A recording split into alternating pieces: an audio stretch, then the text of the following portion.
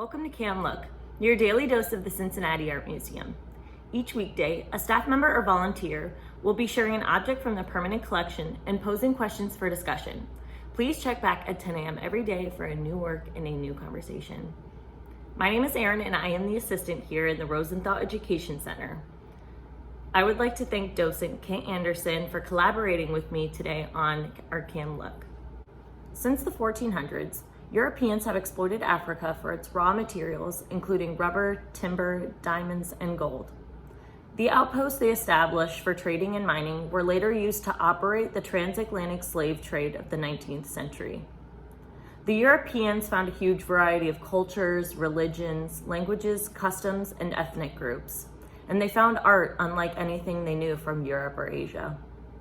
We see this art today in the West because much was stolen and removed to private collections and museums throughout Europe and the United States. Today, some museums have begun to return the work to the rightful African owners, but there is still a long way to go.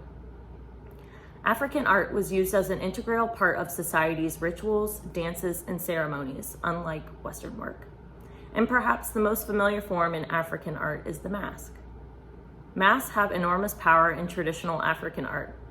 To wear a mask meant to be transformed, to change identity and become someone or something else entirely. Perhaps an animal, or a dead ancestor, or a go-between to help people communicate with the spiritual world. These potent objects were used in ceremonies for marking a rite of passage, communicating with the dead, securing community survival, promoting fertility, increasing food production, and/or preserving customs.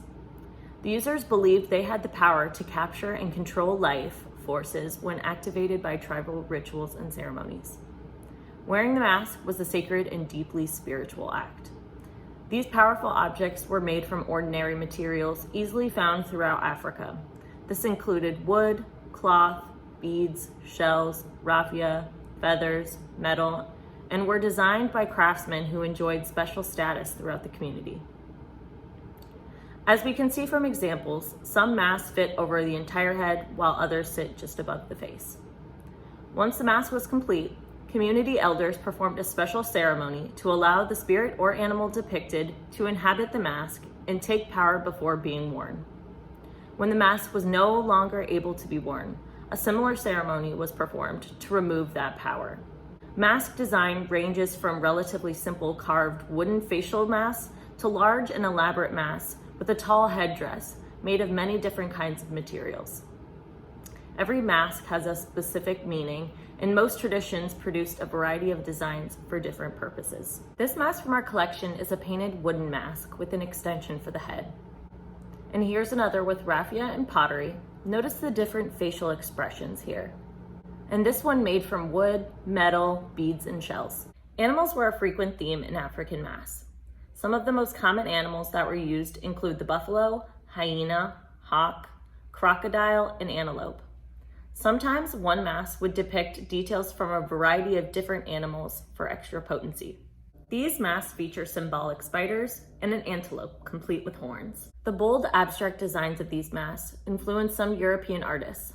Most notably Picasso, who was a collector of these masks, incorporated many of their looks into his work in the early 1900s. Traditional masks were appropriated by Western collectors, and over time, the ceremonial uses for these masks have disappeared. Masks are still made in Africa, but mostly for sale to tourists and collectors. Think about the reason why African masks were created many years ago. How can we as viewers help preserve such spiritual objects and the meanings behind them? Share in the comments below. Thank you for joining me today for Cam Look. And check out our YouTube channel for past Cam Looks, and check back tomorrow for a new work and a new conversation. We'll see you soon.